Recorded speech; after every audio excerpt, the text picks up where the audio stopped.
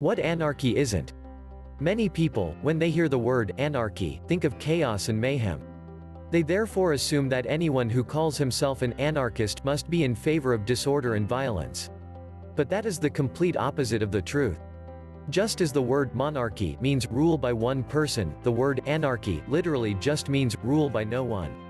But even that idea, the idea of a society without a government, makes some people imagine a primitive, savage type of existence, full of violent conflict and without compassion or organization.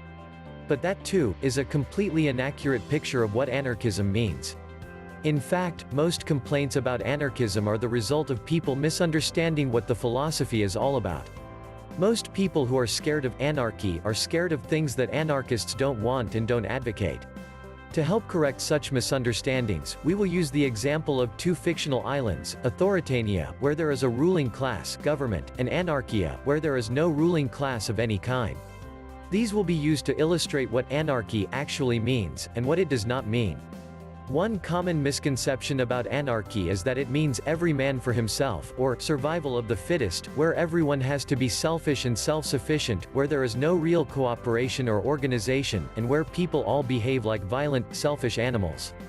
This comes from the false assumption that there can be no order or structure to society without government, that without some sort of governing political body, people couldn't and wouldn't find ways to get along, cooperate and organize. But in reality, government is never about true cooperation. Whether it is a republic, a democracy, a dictatorship, or some other form, government always constitutes a ruling class which gives commands called laws and uses violence to punish anyone who disobeys. That is not cooperation. That is domination. It is one group forcing its will on everyone else and making them obey. Government forces people to fund its ideas by way of taxation, and forces people to cooperate with its plans by way of regulation and legislation. Ultimately, both are enforced by men with guns. In contrast, true cooperation is about people voluntarily working together, of their own free will, without anyone else forcing them to. And people already do this, in thousands of different ways every day, without politicians or law enforcers making it happen. So no, obviously cooperation does not require the existence of political power. And while it is true that authoritarianism and government power can be used to force people into various forms of organization, that does not mean that people are incapable of organizing without being forced, which they obviously already do, in many different ways. In fact, the most productive examples of organization are already anarchistic in nature. Consider, for example, your favorite grocery store. Everyone involved in the hugely complex operation of growing, processing, transporting, displaying and selling food participates voluntarily. Customers choose where to shop and what to buy, and all the other people involved, truck drivers, stock boys, checkout clerks, administrators, etc., do things in exchange for getting paid. This purely voluntary arrangement allows for an amazingly complex degree of organization and cooperation without anyone being forced to participate. This is literally anarchy in action. In contrast, whenever government does something, a very small group of people, politicians, comes up with an idea and forces everyone else to go along with it. In the authoritarian version of a supermarket, the ruling class would tell people what to produce and how much, and would tell customers what they must buy and what they must pay for it. Anyone who did not comply would be punished in some way. That is how government always does things. Some anarchists prefer the term voluntarist because the philosophy is based upon the idea that all human behavior should be based upon voluntary interaction, not force. Another common but incorrect assumption is that, if there were no government, people would have no way to defend against criminals or foreign invaders. But one does not need a badge or special authority to have the right to defend himself or others against attackers and thieves. Everyone already has the right to use defensive force, on his own, or with others for mutual protection. Anarchy means no one has the right to rule, i.e., no one has special rights. It doesn't mean people can't get together to exercise rights that everyone already has.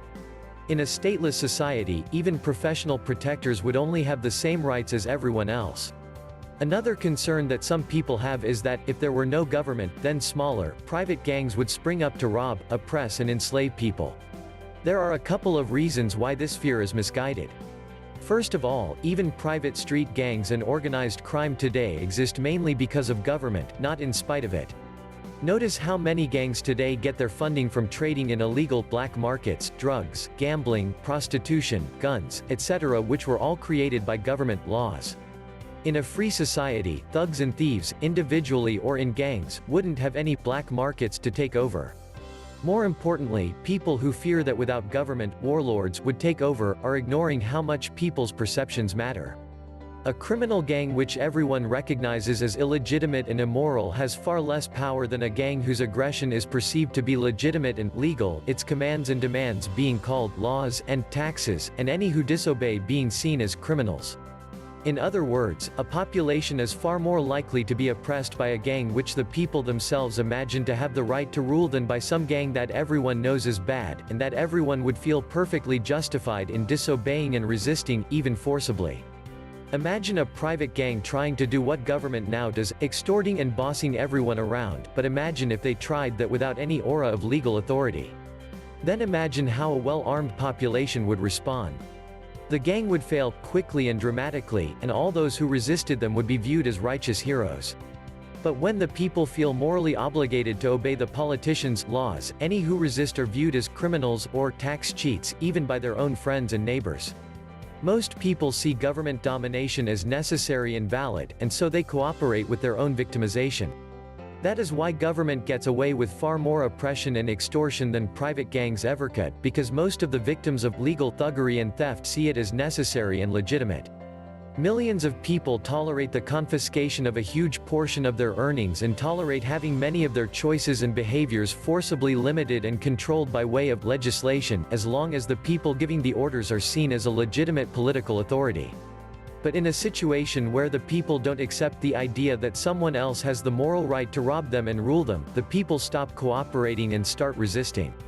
This is why the presence of government drastically increases the chances of people getting robbed, in fact, increases the chances to 100%, since every government taxes the people it pretends to represent. Meanwhile, the lack of an authoritarian ruling class makes the people far less susceptible to being extorted and dominated, and far more likely to disobey and resist any would-be thieves and thugs. To put it another way, warlords already did take over, called themselves government, and convinced their victims that it was righteous and necessary for the warlords to dominate and exploit everyone else, for their own good. Relying on government to prevent theft and oppression is completely ridiculous, since government is the biggest thug and thief there is, confiscating far more wealth than all other crooks and criminals combined. And government protection is always hypocritical. Government law enforcers may sometimes find and lock up some private thugs and thieves, but every government also commits legalized theft and extortion itself and calls it taxation, while insisting that it needs to do that in order to protect the people from theft and extortion. As patently absurd as that is, most people still accept it without question. When someone first considers the idea of a stateless society, he may also worry that the people who are truly malicious, destructive and sociopathic, and there are such people in the world, would be free to do anything they pleased, with no one to stop them. But this concern is again based on a basic misunderstanding of human nature. People who are willing to victimize others, by their very nature, don't care about morality, or right and wrong. They don't care if what they are doing is right, and they also don't care if what they are doing is legal. They care only whether they can get away with harming others. In some instances, a would-be crook or thug might be deterred or stopped by force, or by the threat of force, whether by someone with a badge or by someone without one.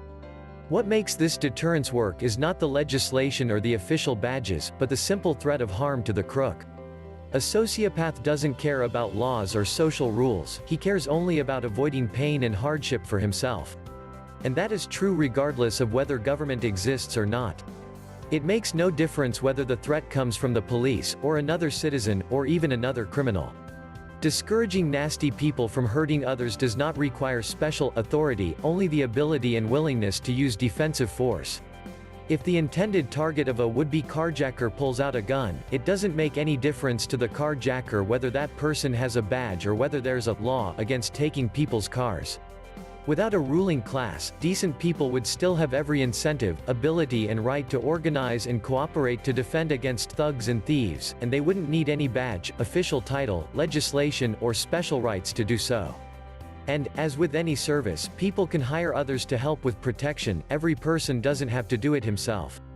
Now, some people might assume that if people organize for mutual protection and defense, then that is government. But that is not at all the case. Political authority is not about people coming together to do something that everyone already has the right to do. Political authority is about one group of people claiming the right to do things which normal people do not have the right to do, such as taxing and controlling everyone else. Organized defense can be very effective without anyone claiming any special right to rule, in other words, without having any special authority and without being government. Even when there is government, there are still freelance thieves and thugs who are not deterred by the laws of the politicians anyway. But the ultimate irony is that, while so many people hope that government will protect them from common criminals, government itself always ends up being the biggest thug and thief around. To be blunt, creating a huge gang, one far too big and powerful for the average person to resist, and giving that gang societal permission to control and extort everyone else by way of law and taxes, in the hope that that gang will prevent theft and thuggery, is an absurd idea. End of Part 1.